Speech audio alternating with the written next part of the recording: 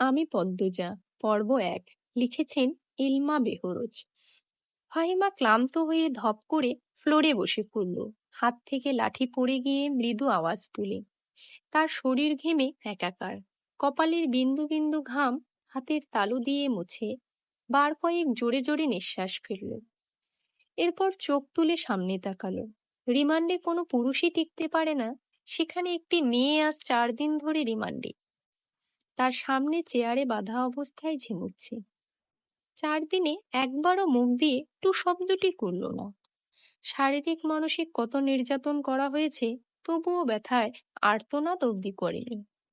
মনে হচ্ছে একটা পাথরকে পিটানো হচ্ছে, যে পাথরের রক্ত ঝরে কিন্তু জবান খুলে না। তখন সেখানে আগমন ঘটে ইন্সপেক্টর তুষারের।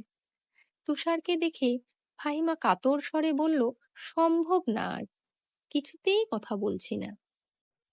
তুষার অভিজ্ঞ চোখে মেয়েটিকে 2-1 সেকেন্ড দেখল। এরপর গম্ভীর কণ্ঠে ফাহিমাকে বলল, আপনি চান? ফাহিমা এলোমেলো পা ফেলে চলে যায়। তুষার একটা চেয়ার নিয়ে মেয়েটির সামনে বসল। বেশ কিছুক্ষণ চুপ থেকে বলল, আপনার সাথে আজ আমার প্রথম দেখা। মেয়েটি কিছু বলল না, তাকালোও না। তুষার মেয়েটির দিকে সূক্ষ্ম দৃষ্টি মেলে তাকালো, বলল, মা বাবাকে মনে পড়ে? মেয়েটি চোখ তুলে তাকায়।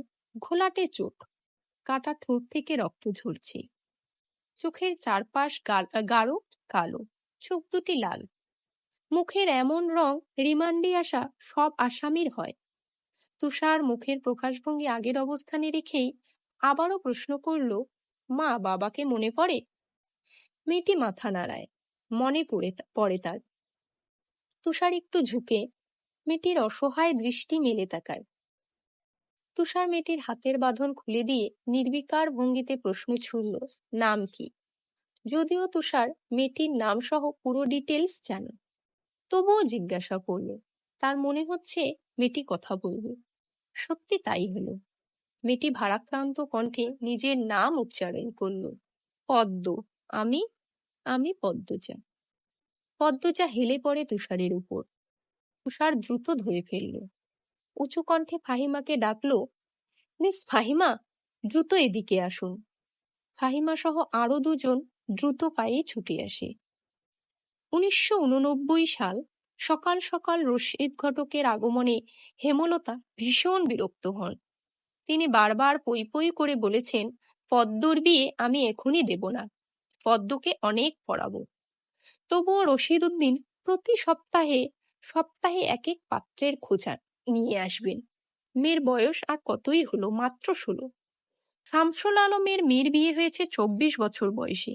পদ্মর বিয়েও তখনই হবে, পদ্মর পছন্দ মতো। হেমলতা রশিদকে দেখেও না দেখার ভান ধরলেন। রশিদ একদলা থুতু উঠোনে ফেললেন। এরপর হেমলতার উদ্দেশ্যে বললেন, বুঝছো পদ্মর মা, এইবার যে পাত্র আনছি এক্কেরে খাঁটি হীরা। হেমলতা বিরক্ত ভরা কণ্ঠে জবাব দিলেন, আমি আমার মেয়ের জন্য পাত্র চাইনি। তবুও বারবার কেন আসেন আপনি? যুবতী মাইয়া ঘরে রাহন ভালা না। মেয়েটা তো আমার, আমাকেই বুঝতে দেন না। হেমলতার কণ্ঠে বিরক্তি ঝরে পড়ছে। রশিদ অনেক চেষ্টা করেও সুবিধা করতে পারলেন না। ব্যর্থ থমথমে মুখ নিয়ে সড়কে পা রাখেন। প্রতিদিনই কোনো না কোনো পাত্রপক্ষ এসে হাতে টাকা গুঁজে দিয়ে বলবে, মোর্শেদের বড় সেরিডারে চাই। রশিদ নিজে নিজে বিড়বিড় করে আওড়ান, গেরামে কি আর সেরি নাই? একটা সেরিরেই কেন সবার চোখে পড়তে হইব? চাইলেই কি সব পাওন যায়? পূর্ণা স্কুল জামা পরে পদ্মজাকে ডাকলো, আপা, এই আপা, স্কুলে যাবি না? আপারে। পদ্মজা পিটপিট করে চোখ খুলে কোনো মতে বলল, না। পরপরই চোখ বুজে ঘুমে তলিয়ে গেল। পূর্ণা নিরাশ হয়ে মায়ের রুমে আসে। আম্মা, আপা কি স্কুলে যাইব না? হেমলতা বিছানা ঝাড়া রেখে পূর্ণার দিকে কড়া চোখে তাকান। রাগী স্বরে বললেন, যাইব কি, যাবে বলবি। পূর্ণা মাথা নত করে ফেলল। হেমলতার কড়া আদেশ, মেয়েদের পড়াশোনা করাচ্ছি অশুদ্ধ ভাষায় কথা বলার জন্য নয়, শুদ্ধ ভাষায় কথা বলতে হবে। পূর্ণাকে মাথা নত করতে দেখে হেমলতা তৃপ্তি পান। তার মেয়েগুলো মান্যতা চেনে খুবই অনুগত। তিনি বিছানা ঝাড়তে ঝাড়তে বললেন, পদ্মর শরীর ভালো না, সারা রাত পেটে ব্যথায় কাঁদছে, থাকুক, ঘুমাক। পূর্ণার কিশোরী মন বুঝে যায় পদ্ম যে কিসের ব্যথায় কেঁদেছিল। সে রাতে নানা বাড়ি ছিল বলে জানতো না, ভোরেই চলে এসেছে। নানা বাড়ি হেঁটে যেতে 5 মিনিট লাগে। পূর্ণাকে চুপচাপ দাঁড়িয়ে থাকতে দেখে হেমলতা বললেন, তুই যা, মাথা নিচু করে যাবি, মাথা নিচু করে আসবি। আচ্ছা আম্মা। পূর্ণা রুমে এসে আয়নার সামনে দাঁড়ালো, নিজেকে খুঁটিয়ে খুঁটিয়ে দেখলো। এরপর গত মাসে মেলা থেকে আনা লাল লিপস্টিক গাঢ় করে ঠোঁটে মাখে। 14 বছরের পূর্ণার ইদানিং খুব সাজতে ইচ্ছে ইচ্ছে করে। হেমলতা সেজেগুজে স্কুলে যাওয়া পছন্দ করেন না বলে পূর্ণা আগে লিপস্টিক মাখেনি। 3 দেওয়ালের কাঠের ঘড়ির কাঁটায় সকাল 10টা বাজলো মাত্র।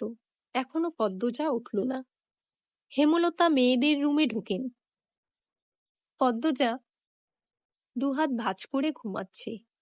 জানালার পর্দা ভেদ করে আসা আলতো পেলক রোদ্দুরের স্পর্শে পদ্মজার মসৃণ পাতলা ঠোঁট, ফর্সা ত্বক চিকচিক করছে। হেমলতা বিসমিল্লাহ বলে 3বার ফু দেন মেয়ের শরীরে। গুরুজনরা বলেন মায়ের নজর লাগে বেশি, নজর কাটাতে বিসমিল্লাহ বলে ফু দিতে হয়। হেমলতার মায়া লাগছে পদ্মজার ঘুম ভাঙাতে, তবুও আদুরে গলায় ডাকলেন, পদ্ম, এই পদ্ম। পদ্মজা চোখ খুলে মাকে দেখে দ্রুত উঠে বসে। যেদিন ঘুম থেকে উঠতে দেরি হয় সেদিনই হেমলতা ডেকে তোলেন। পদ্মজা অপরাধী কণ্ঠে প্রশ্ন করল, বেশি দেরি হয়ে গেছে আম্মা?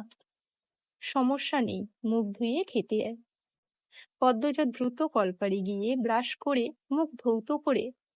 হেমলতা শিক্ষকের মেয়ে, তাই তার মধ্যে নিয়ম নীতির প্রভাব বেশি।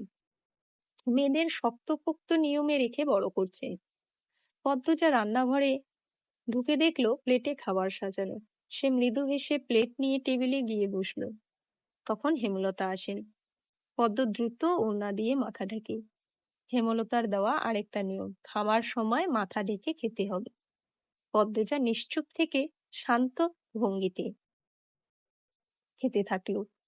হেমলতা মেয়েকে সহজ কণ্ঠে বললেন, তাড়াহুড়ো করছিস কেন? মুখ ধুতে গিয়ে চুল ভিজিয়ে এসেছিস, খেয়ে রোদে বসে চুলটা শুকিয়ে নিবি। আচ্ছা আম্মা। আম্মা, পূর্ণা প্রেমা আসেনি? পূর্ণা আসছে, স্কুলে গেছে। প্রেমা দুপুরে আসবে। আম্মা, আব্বা কবে আসবেন? পদ্মজার প্রশ্নে হেমলতা দাঁড়িয়ে পড়লেন। শুকনো গলায় জবাব দেন, জানি না, খাওয়ার সময় কথা বলতে নেই।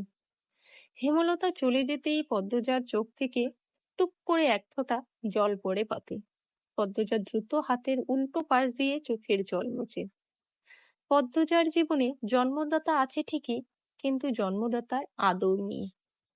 সে জানে না তার দোষটা কি, কেন নিজের বাবা বাকি বোনদের আদর করলেও তাকে করে না, কথা অবধিও বলেন না। 2বার মাকে জিজ্ঞাসা করেছে সে, আমি কি তোমাদের সত্যিকারের মেয়ে আম্মা? সন্তান হয় না বলে কি দত্তক এনেছিলে? আব্বা কেন আমাকে এত অবহেলা করেন? ও আম্মা, বলো না। হেমলতা তখন নিশ্চুপ থাকেন। অনেকক্ষণ পর বলেন, তুই আমার গর্ভের সন্তান, আর তোর বাবারই মেয়ে। এখন যা, পড়তে বস, অনেক পড়তে হবে তো। ব্যাস, এইটুকুই।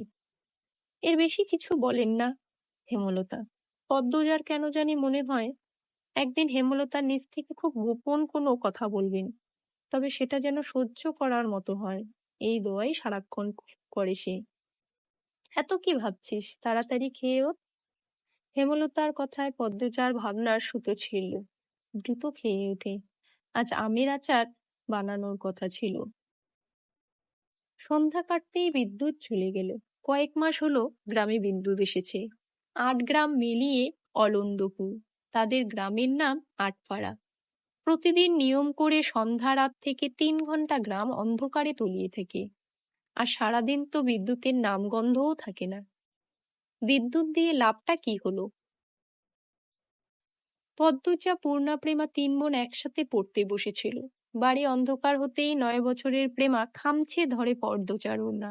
পদ্মজা মৃদু স্বরে ডাকলো, আম্মা, আম্মা। আয় টর্চ নিয়ে যা। হেমলতার আহ্বানে পদ্মজা উঠে দাঁড়ালো। প্রেমা অন্ধকার খুব ভয় পায়। পদ্মজার ওড়না ছেড়ে পূর্ণার হাত চেপে ধরে। টর্চ নিয়ে রুমে ঢোকার মুহূর্তে পদ্মজা গেট খোলার আওয়াজ পেল। উকি দিয়ে হানিফকে দেখে সে দ্রুত রুমে ঢুকে পড়ল। হানিফ পদ্মজার সৎ মামা। বুবু, বাড়ি আন্ধার কেন? বাত্তি টাত্তি জ্বালাও। হানিফের কণ্ঠ। হানিফ আসছিস? হেমলতা রুম থেকে বেরিয়ে বলেন, হাতে হেরিকেন। হানিফ সবকটি দাঁত বের করে হাসল। বলল, হ, আমি। আয় ভিতরে আয়। হানিফ বারান্দা পেরিয়ে বড় ঘরে ঢুকে বলল, তোমার সেরিগুলান কইতে? আছে রুমেই, পড়ছে। এই আন্ধারেও পড়ে? হেমলতা কিছু বললেন না। হানিফ এই বাড়িতে আসলে কেন জানি খুব অস্বস্তি হয় অকারণেই। ওদের খাওয়ার সময় হয়েছে, তুইও খেয়ে নে। এইখানেই খামো? না, তোমার সরাইখানাত যাইতে হবে। কথাটায় রসিকতা ছিল। গ্রামে থেকেও হেমলতা খাওয়ার জন্য আলাদা রুম নির্বাচন করেছেন। সেটা হানিফের কাছে রসিকতাই বটে। হেমলতা প্রশ্নের জবাব সোজাসাপটা না দিয়ে বললেন, খেতে চাইলে খেতে আয়। পদ্মজা কিছুতেই খেতে আসলো না। কেমন জড়সড় হয়ে আছে। মনে হচ্ছে হানিফকে ভয় পাচ্ছে বা অবহেলা করছে। হানিফ 6 বছর সই দিতে ছিল। 3 মাস হলো দেশে ফিরছে। 3 মাসে যতবার হানিফ এই বাড়িতে পা রেখেছে ততবারই পদ্মজা অজুহাত দিয়ে দূরে দূরে থেকেছে।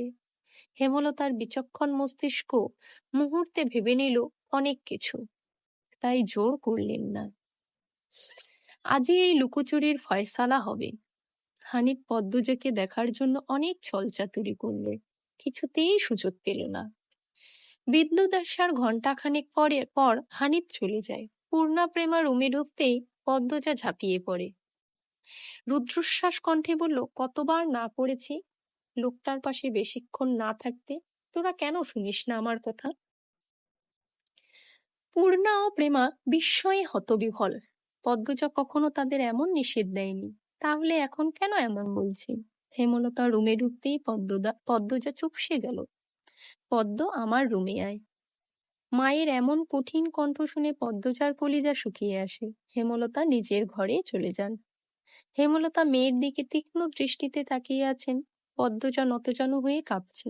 সুন্দরীরা ভীতু আর বোকা হয় তার দৃষ্টান্ত প্রমাণ পদ্মজা। হেমলতার খুব মায়া হয় পদ্মজার সাথে উঁচু কণ্ঠে কথা বলতে।